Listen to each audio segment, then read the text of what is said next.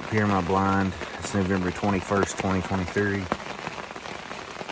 Tuesday. This morning I slept for a long time because it was just pouring the rain. But when I woke up at about 10 o'clock, I looked at the weather forecast. It looks like in the radar there's a couple breaks in the weather at about 1 and about 3 p.m. Maybe just enough of a break for these deer to get up and start moving. So I figured I'd come sit here this evening for a while, see if I can find a buck. But I'm working on it. It's been a slow year for buck movement. I seen some buck movement during bow season, but I couldn't get nothing in range. And then muzzleloader slowed way down. I didn't see nowhere near as many bucks moving. And now it's rifle season, post rut, and I still haven't seen a lot of buck movement in the daylight. But y'all bear with me. I'm trying to get one. Trying to do the best I can to get me a buck this year. This year and last year both were difficult for me, to say the least.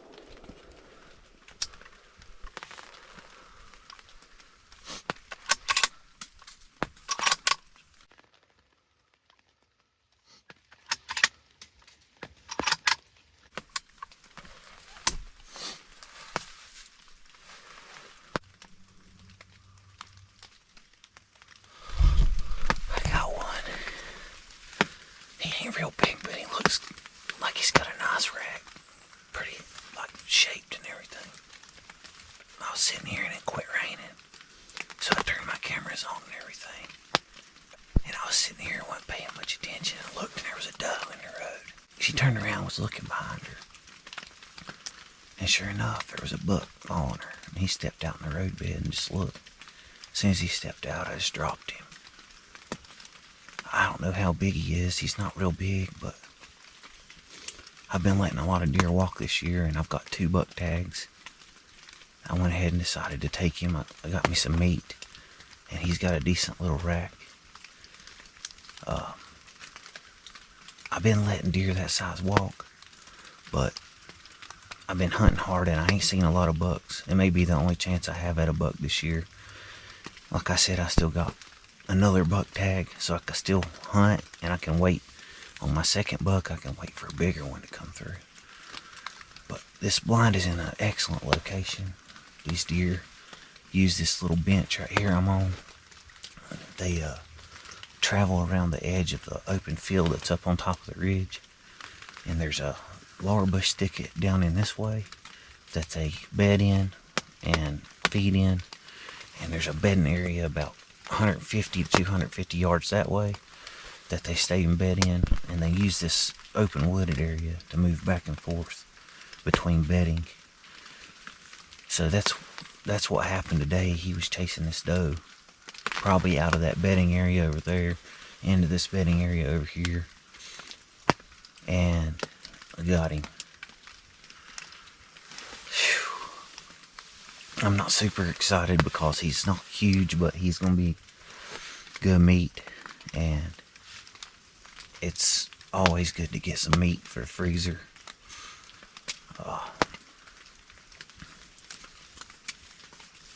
Maybe when my wife comes up here with me this coming up weekend, I can get her a big buck. She's never killed a big buck, So maybe I can get her a big one this weekend from the same blind. I'm gonna give him a few minutes to make sure he's completely dead, and we'll go over here and check him out.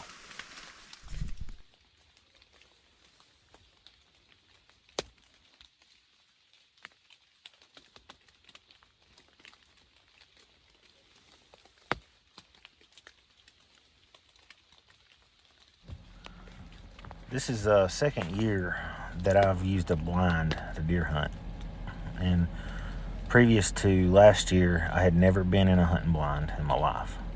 And I didn't know anything about them. But I'm here to tell you, if you've never blind hunted, it's pretty awesome. Those deer don't have any idea what a blind is. It really conceals your movement. I believe that the wind don't hit you as bad, so the scent that your body is dispersing out into the woods is lower. It's not completely gone. I still have had deer wind from my blind, but it seems to make the scent dispersion into the woods a lot less because the wind is not directly hitting your body and carrying your scent away. This year I've had a deer walk literally within 1 foot of my blind. It was a little button buck on my last video. He came walking, and in between my blind and a little tree, the tree is like 5 feet away from my blind, and this deer literally was almost touching my blind.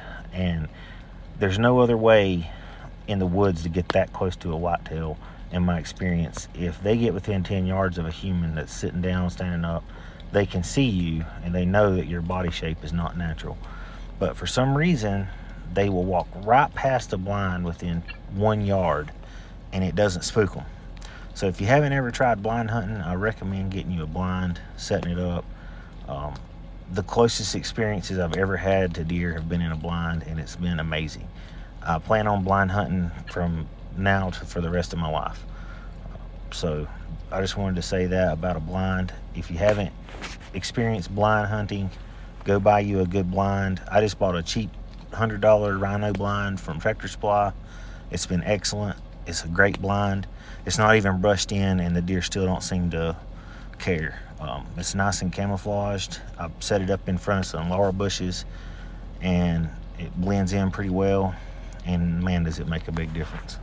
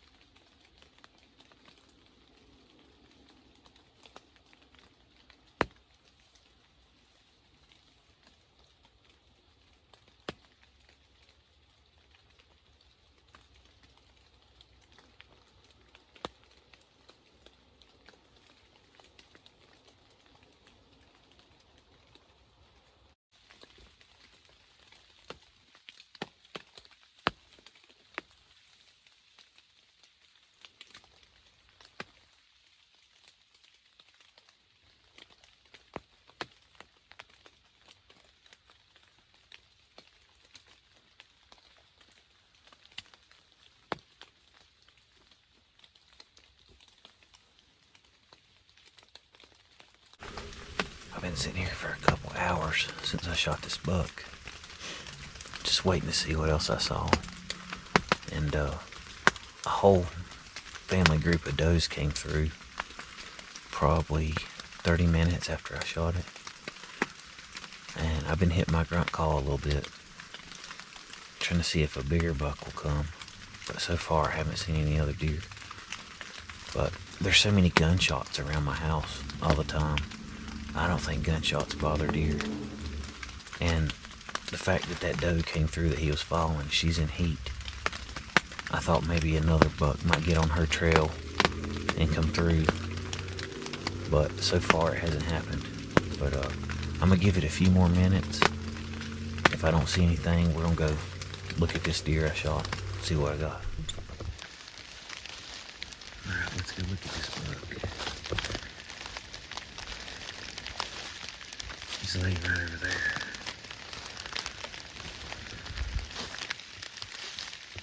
But here's where I showed him at.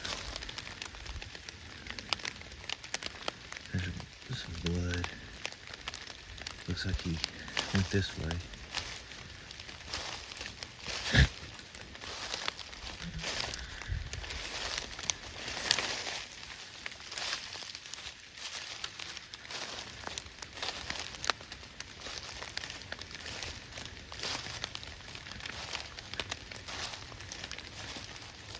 He didn't go very far.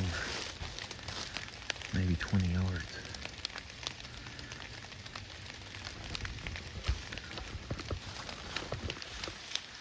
Set this tripod up and I'll drag him out here on the right bed where we can see him better. Got him with my Ruger American 308.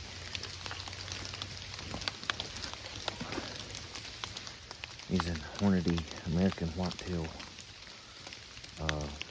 165 grain interlock rounds.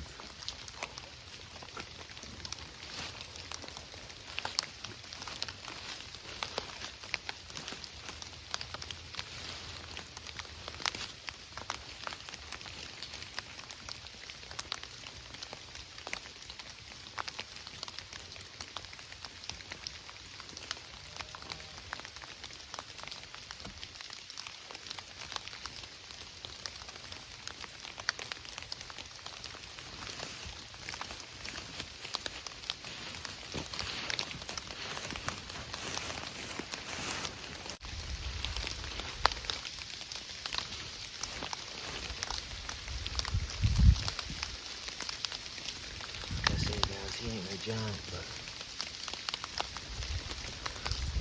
good sized deer. Got plenty of meat in him.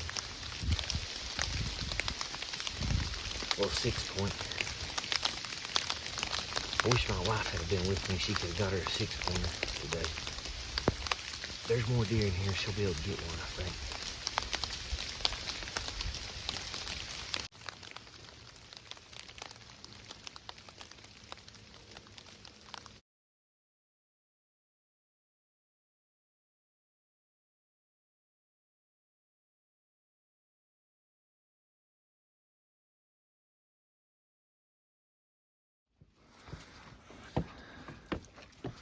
What do you think? Don't let me go. Daddy got a big deer, didn't he? That's pretty. His horns ain't big, but they're pretty. That's probably one of them was on that camera, ain't it? I don't know. Got a pretty good sized body, ain't it? It's big deer, yeah. Body You wise. shot it right through the shoulder, didn't you? I did. He didn't. Don't handle He didn't go bingo. very far. Get I away didn't from want that him. blood, girl. I didn't want him running a long Back way. up, back up. You don't need to stay out here long. You'll catch something. It's cold. You get blood all over you if you get against that tail. You gonna eat some of that deer? Don't let me go. Go away, Bingo. All right, guys, I got my deer in here hanging up. He's hanging off a cherry picker here in my dad's building. I'm gonna gut him, get his heart out, get some sweet meat out. Just wanted to say, I just want to thank God for the ability to live where I am, here in the mountains of Virginia, being a hillbilly, growing up with a dad that liked to deer hunt, and just having the ability to go and do this. I really wanted a big monster buck this year, and I really wanted a big monster buck last year. And I think every hunter wants a big, giant monster buck to put on their wall, get the bragging rights. You know, the bigger the buck is, the more intense the hunt is, especially when you've killed smaller bucks before in the past. You know, each person is on their own path of hunting. Some people have never shot a buck, and their first buck would be really amazing no matter how big it was. I've shot a lot of bucks, but, you know, this buck didn't get me quite as excited as, you know, a big monster 150, 200-inch deer would. But just wanted to thank God for the ability just to be able to hunt in general and to be able to get a deer, period. And it's going to be good meat for the freezer, and it was a good hunt. I got it on video, so just praise the Lord for that.